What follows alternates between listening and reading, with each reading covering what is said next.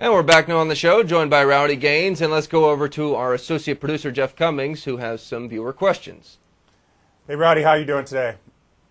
Jeff, or do I call you Batman, or Schmoopy, or you have all kinds of nicknames. Yeah. And for a breaststroke, that's not uncommon, my friend. Yeah, breaststrokers were always deemed the weird ones, so they have to give us the weird names. Yeah, or maybe it's even George Costanza, because I see you've got a desk at Swimming World, you sleep underneath it, you even have a night light. Yeah, and you know I had to give you grief, my buddy. I know. I was ready for it, Rowdy. So we got a couple of viewer questions here, and the first one comes from Dave Gibson, who's the coach at Best Swim Club. He wants to know, what's your favorite pool to race in? Ah, that's a great question. I guess Indianapolis is the pool that brings back the greatest memories for me. I made the Olympic team there and had some great swims there. I'd broken a world record there before. So I think for me, it has such a great history to it and such great tradition that definitely Indy would be the one that kind of I think of first. And obviously the Olympic pool in LA also brings back great memories. Well, that's really interesting. And there's another question that just came in. Somebody had noticed that Dara Torres said that she had a crush on you and Tom Cruise. Do you have any comments on that? Well, that was a long time ago. That's ancient history, believe me. But you know, Dara has represented the sport really well. She's got a great new book out about what women can do in swimming into their 30s and 40s now, and she's a great rep for the sport. But believe me, that crush, and believe me, when you're comparing myself with Tom Cruise, it's an honor. But I am taller than he is. Just note that. I think that's probably what factored you in there. Oh, thanks. It's not my bald head then, I guess. All right, another question from Dave Gibson. He asks, in your opinion, what do you see in today's age group swimmers as their biggest weaknesses and their biggest strengths? Well, I think one of the weaknesses it's not just age groupers, but it's our country in general. I think we've gotten away from trying to put a lot of the hard work done in early. You know, what I mean by that is, you know, in the old days, we weren't afraid to, you know, kind of strap it on and get in the water and train hard. And I think sometimes some of the older age group swimmers look for an easy way out. Not everybody. Obviously, there's a lot of great middle distance and distance swimmers. But because sprints have become so important on the collegiate level, it's easier to get a scholarship for a sprinter than it is a distance swimmer. So I think that's one reason why they're gravitating more toward the sprints. But I think that's one of the drawbacks for an age group swimmer is because of the collegiate scene. But I mean, obviously, we have a great organization in USA Swimming, and they have a great grassroots program there, and they're doing everything they can, especially with the USA Swimming Foundation, trying to get kids to learn how to swim. So, Jeff, I think from that standpoint, I think we're in pretty good shape. Sounds like it. Well, that's all for our viewer questions today. Thanks, Rowdy, for answering those, and I'll hand you back to Peter Bush. Hey, Rowdy, okay. I was talking to a good friend who's also into swimming, and when he found out that we were going to have you on the show, he wanted me to ask about your announcing.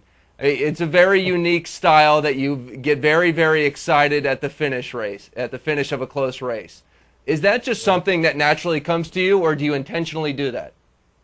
Oh, dude, I love swimming. I mean, Peter, I'm very passionate about the sport. So I can tell you I am not the best commentator. I make lots of mistakes, and believe me, people let me know that. But nobody can deny my passion because I love the sport, and that's very genuine when I get excited about a race. I was getting excited down in Fort Lauderdale in Masters races, and not just mine, but other people that were breaking national records. So I get interested and I get excited about fast swimming, and I promise you, every emotion that comes out during my commentating is genuine. Hey, believe me, I make some mistakes, but it's genuine. When you're at a meet and you're not there as a broadcaster, maybe as a swimmer or just a spectator, are you ever tempted to just grab the microphone from the PA guy and call a race? I did in Fort Lauderdale. That's exactly what I did at the Y Nationals. I couldn't take it anymore, so I went to the announcer, and it was Mike Riley, I believe, from Cincinnati, and he was doing the announcing, doing a great job, but I said, I got to take over. Give me 20 minutes. I got to take that mic. So I took the mic and started announcing the 50 backstroke for for both men and women. So it was a big thrill just to do it at, like I said, at a local level like that. I love getting behind the mic, flapping my mouth. I'm good at that. Rowdy, finally, tell us some about your foundation, Rowdy's Kids. Well, Rowdy's Kids is something I'm really proud of, Peter. I've been involved with the Limu Company now for the last couple of years, and they've given me the ability to kind of go out all over the country and do these what we call free swim clinics, but it's a lot more to that than that. It's talking to kids about their hopes and their dreams, and like you said at the very beginning, leading a healthy lifestyle, and we I'm just very proud that they've been able to give me that honor to be able to do that. And I love it. I love being around kids. I have 4 of my own. I love swimming, and to be able to share that message to kids, and specifically in areas where our company's members live and work, has always been a big thrill. And, they came down and supported me down at Fort Lauderdale, and, we've got this new energy drink, Blue Frog Energy, that's really fascinating, and it's just something that's really, really cool for me, and I like sharing that message. Jeff is sending me a little top line here. What's your involvement in this turtle race? I don't know what that means, but hopefully you can answer it.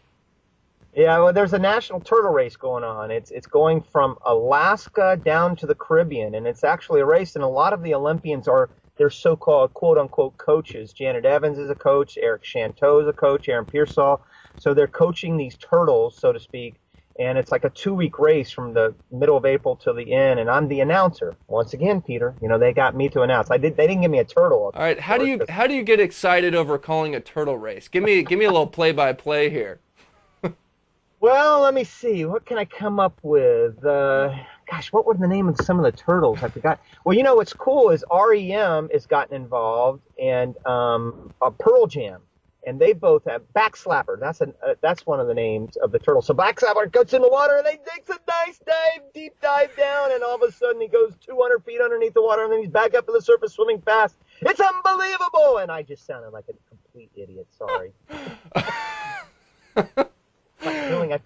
Rowdy, I think you need to take it up an octave. I feel like that lady who just started singing on the Today Show. What's her name? Susan Boyle, when she just started breaking out into a song, and I don't sound we better get you off Skype here before a highway patroller rolls up next to you and wonders what the heck's going on. Get the hook. Good stuff, Rowdy. Thanks for coming on the show. We appreciate it. Thanks, Peter. Thanks, Brad. You guys are doing a great job. Keep up the good work. Thanks. That's Rowdy Gaines, the one and only. And that's our show for today. Our thanks to Bruce Weigo for that interview with Rowdy, and we also want to thank the viewers who submitted questions on today's show. Our instant messaging is always open during our live show, so don't be afraid to send us your comments. And outside the show, you can drop us an email at mail@morningswimshow.com or call us at 1-800-345-7946. I'm Peter Bush. Thank you for watching today. We'll leave you with a look inside the April issue of Swimming World magazine.